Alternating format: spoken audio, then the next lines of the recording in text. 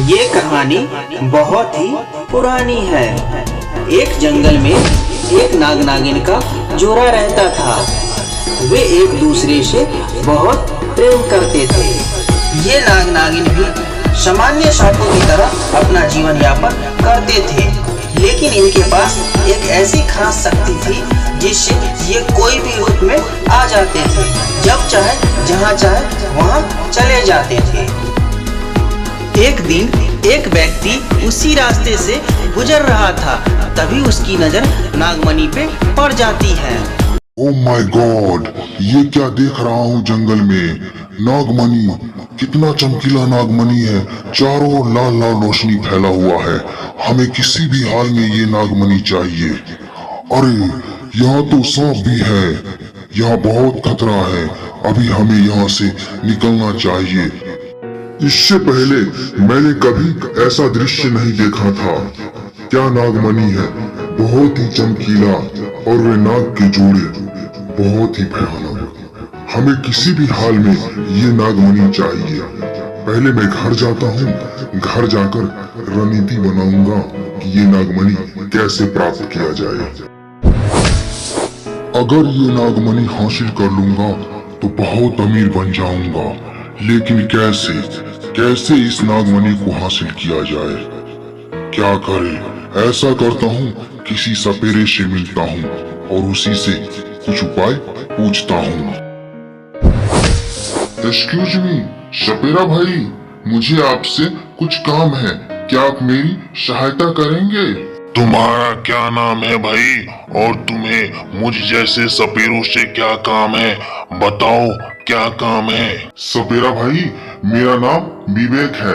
मैं पास के ही गांव रामपुर में रहता हूँ। मेरे गांव के पास एक बहुत ही घना जंगल है। जब मैं उस जंगल से गुजर रहा था, तभी मेरी नजर अचानक से एक नागमणि पर पड़ी। क्या बताऊं सपेरा भाई, वो मणि बहुत चमक रहा था। उससे लाल रंग की रोशनी निकल रही थी जो चारों ओर फैला हुआ था। बहुत अद्भुत लग रहा था। मैंने जब से मणि देखा है, तब से मैं किसी भी तरह उसे हासिल करने के लिए सोच रहा हूँ। उस मणि को कैसे हासिल करूँ? देखो विवेक भाई, मैं तुम्हारी सारी बातें समझ गया हूँ, लेकिन इस काम में बहुत खतरा है। जान भी जा सकती है। तुम्हें नाग नागिन को परेशान नहीं करना चाहिए। तुम इन्हें छोड़ दो, इन्हें अपना जीवन जीने दो। इनका जीवन मणि में ही है। अगर तुम मणि चुरा लोगे तो ये बहुत खतरनाक हो जाएंगे और तुम्हारी जान भी ले सकते हैं। देखो भाई, मुझे जितनी जानकारी थी मैंने तुम्हें समझा दिया है। आगे तुम्हारी मर्जी। ठीक है सपेरा जी, आपका बहुत बहुत धन्यवाद। अब मैं चलता हूँ। सपेरे के पास जाने से भी कोई फायदा नहीं। ऊपर से इस सपेरे ने हमें बहुत डरा दिया है। हमें किसी भी हाल में ये नागमणि चाहिए तो चाहिए। क्या करूं? ऐसा करता हूं, किसी दोस्त से ये सारी बातें कहता हूं। हम दोनों मिलकर कोई ना कोई उपाय निकाल लेंगे और इस नागमणि को हासिल कर लेंगे। रमेश भाई, तुम कैसे हो? मुझे तुमसे एक बहुत जरूरी बात कहनी है। विवेक, मैं ठीक हूँ। तुम्हें कौन सी जरूरी बात कहनी है, बता मुझे। भाई, अपने गांव के पास वाला जो जंगल है, उस जंगल में एक नाग नागिन का जोड़ा रहता है। उसके पास एक मणि भी है। वो मणि बहुत ही चमकीला है। उस मणि से लाल रंग की रोशनी निकलती है जो चारों ओर फैल जाती है।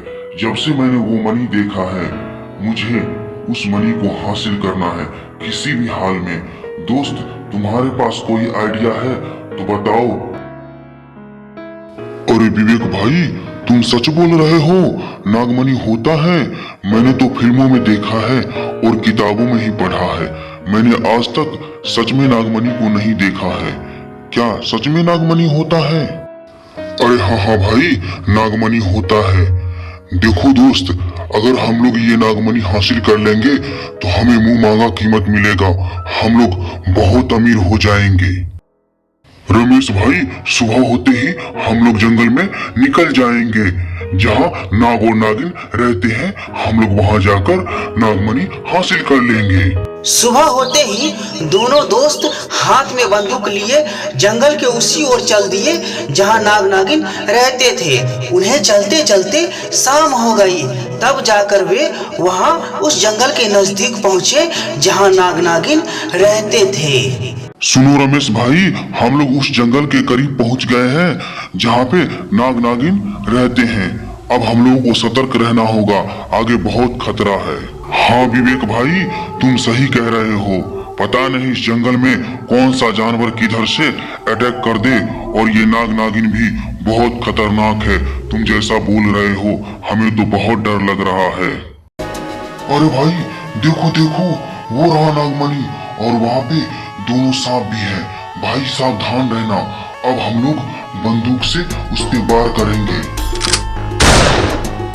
दोनों बंदूक से गोली चला देता है और नाग नागिन को घायल कर देता है। इसके बाद वे दोनों मणि उठाकर जंगल से बाहर निकल जाते हैं। देवी, तुम उन लोगों को मत छोड़ना। उन लोगों ने हम दोनों को जुदा कर दिया है। अब हम बच नहीं पाएंगे। लगता है मेरा आखिरी वक्त आ गया है।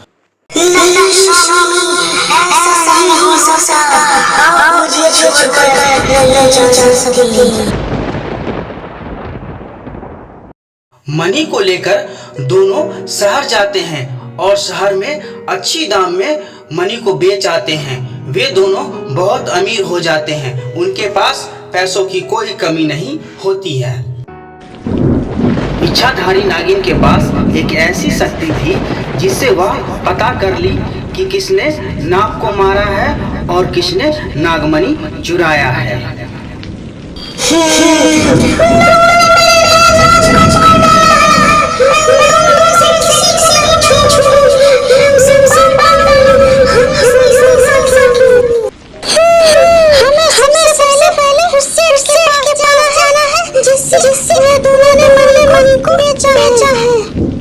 इच्छाधारी नागिन मणि की खोज में जंगल से शहर की ओर चल देती है। वो चलते चलते उस सेठ की दुकान में आ पहुंचती है जहां नागमणि होता है। इच्छाधारी नागिन को उसका नागमणि मिल जाता है। नागमणि मिलते ही वो एक लड़की का रूप धारण कर लेती है।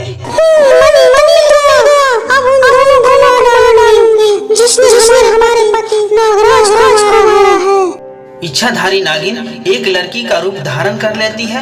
विवेक और रमेश की खोज में निकल पड़ती है। ये तो विवेक का घर है। हमें घर के अंदर जाना चाहिए और उस विवेक को मार डालना चाहिए जिसने मेरे नागराज को मारा है।